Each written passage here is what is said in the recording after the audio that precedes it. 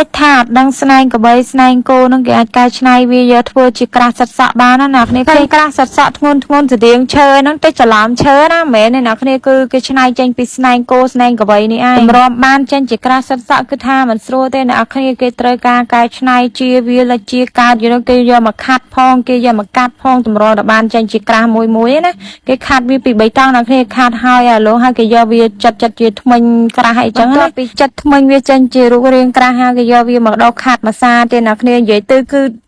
ដុសខាត់រហូតពី3តង់អ្នកគ្នាគឺថាមិនស្រួលទេខាត់ឲ្យវាអាលោឲ្យចេញជារូបរាងក្រាស់ចេះហើយគេយកមកចិត្តថ្មិញវាចេញជារាងស្រួចមួយសាទៀតគឺថាច្រើនតង់ខ្លាំងមែនតើបន្ទាប់ពីការឆ្លងកាត់ការដុសខាត់ប្រមាណដងមកអ្នកគ្នាឥឡូវគេកំពុងតែខាត់ទៀតហើយគេចិត្តម៉ូតចិត្តអីវាមើលទៅស្រស់ស្អាតខ្លាំងមែនតើគេចិត្តម៉ូតហើយគេខាត់ម្ដងទៀតអ្នកគ្នាគឺថាច្រើនលើកច្រើនសារមែនតើឥឡូវក៏បានរួចរាល់ហើយគឺថាចេញជារូបរាងមកស្អាតណាស់អ្នកគ្នាអើយមើលដឹងថាធ្វើពីស្នែងគោស្នែងកវៃទេស្អាតមែនតើហ្មងការពិតគេដាំមានពុំអញ្ចឹងសោះបានចេញរូបប្លែកល្អមែនអ្នកគ្នាឃើញថងមូអញ្ចឹងកុំច្រឡំថាឡើងថាស្អីណាមិនមែនកដាស់រុំអីធម្មតាទេអ្នកគ្នានេះគឺជាពុំរបស់គេដាំផ្លែឃ្លោកអ្នកគ្នាតែគេដាក់ក្នុងពុំពេលដែលគេពុះចេញមានរូបរាងមកគឺថាល្អខ្លាំងមែនតើ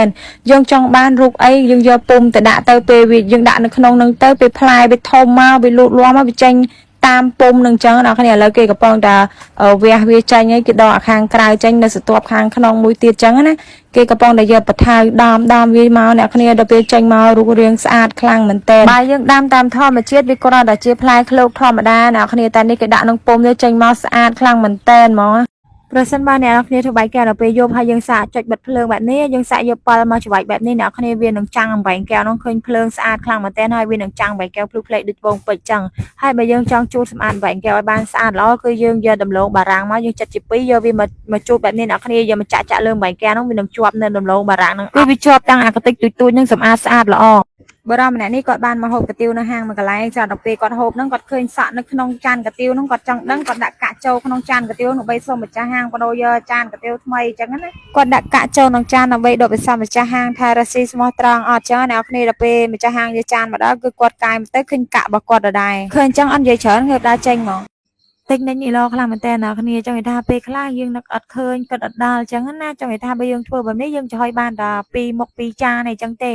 បើយើងធ្វើតាមទម្រង់បែបនេះយើងដាក់ចានមួយខាងក្រោមហើយយើងយកចង្កឹះមកគូមកយើងដាក់ពីលើចានចេះហើយយើងដាក់ចានមួយទៀតអ្នកគ្នាបន្ទាប់មកទៀតយើងដាក់ចង្កឹះទៀតហើយយើងដាក់បានមួយចានទៀតយើងដាក់3ចានត្រួតគ្នាបែបនេះហើយយើងយកអាកន្លែងស្ទះដែលយើងដាក់ចំហុយហ្នឹងឆ្នាំងទី2ហ្នឹងយកមកដាក់ផ្កាប់ហើយយកកម្របក្រោបពីលើចេះវិញគឺយើងចំហុយបាន3ចាន